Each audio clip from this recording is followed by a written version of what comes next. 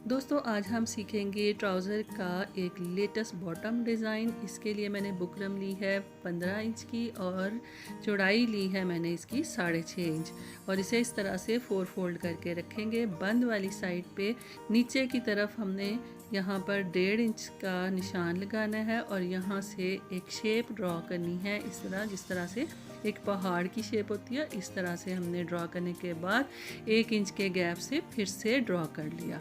अब हमने सेंटर में पिन लगानी है और इसकी कटिंग कर लेनी है।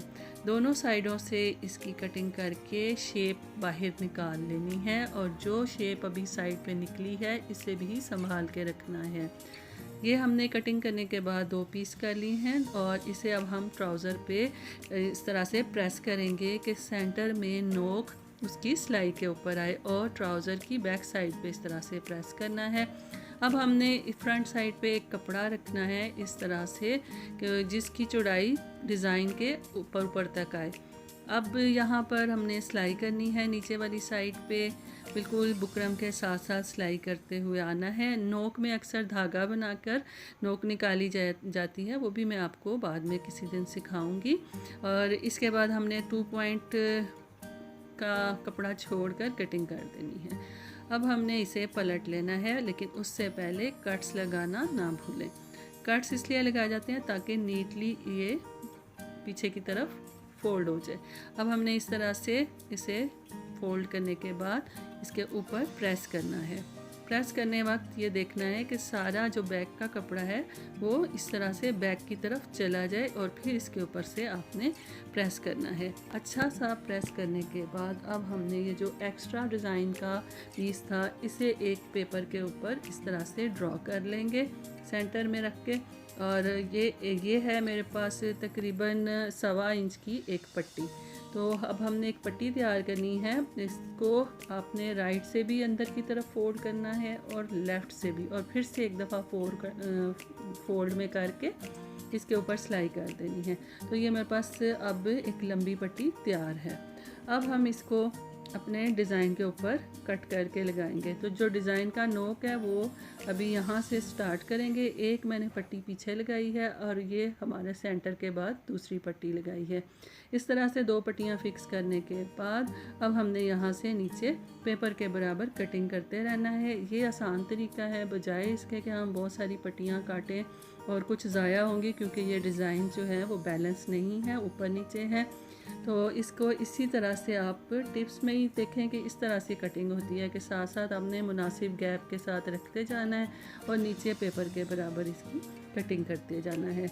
इस तरह से एक साइड कंप्लीट करेंगे। सेंटर से एक तरफ की है, फिर हम इसकी दूसरी तरफ की इसी तरह से कट करेंगे। देखें आहिस्ता आहिस्ता ये पट्टी छोटी होती जा रही है। इसी तरह आप देखें दूसरी तरफ हमने सेंटर से शुरू किया और अब इस तरफ लाएंगे कटिंग करते हुए। और इसके बाद जो प्लेन साइड्स थी यानी सीधी साइड है उसके ऊपर हमने अब सिलाई कर दी है नीचे की तरफ। और ये सिलाई करने के बाद नीचे से एक्स्ट्रा की कटिंग कर देंगे और इसको अपने ट्राउज़र को इसी शेप के ऊपर पिनों से फिक्स कर देंगे। अब हमने इसके ऊपर टॉप स्टिच करनी है। टॉप स्टिच करने के लिए पहले तो एक बिल्कुल साइड में सिलाई लगाएंगे जहाँ पे ट्राउज़र का एंड है। इसके ऊपर नीटली सफाई से आपने सिलाई लगा लेनी है और अब हम इसके ऊपर एक और से सिलाई लगाएंगे, यानी कि अब इसके ऊपर हमने 2 सिलाइयाँ लगानी थी। आप चाहें तो खूबसूरती के लिए 3 सिलाइयाँ भी लगा सकते हैं और ख़ूबसूरत लगेगा। तो ये वाली सिलाई कंप्लीट करने के बाद अब हमने नीचे इसके एक पट्टी लगानी है। इस पट्टी की चौड़ाई 2.5 इंच है और ये हमने नीचे की तरफ रखी है और ऊपर जहाँ पे पहले से ही सिलाई से हमने पट्टियाँ फिक्स की थी उसी सिलाई के ऊपर हमने सिलाई कर देनी है।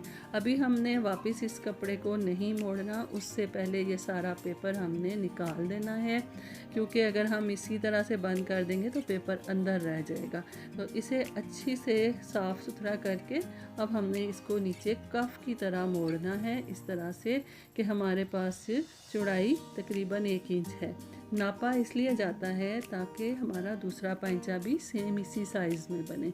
और इस तरह से इसके ऊपर टॉप की सिलाई लगाने के बाद इसको हम प्रेस करेंगे अब ट्राउज़र की फ़ाइनल लुक देखें और अपना फ़ीडबैक ज़रूर दें और सब्सक्राइब करें, लाइक करें, शेयर करें और बेल का आइकॉन दबाना ना भूलें। Thank you friends.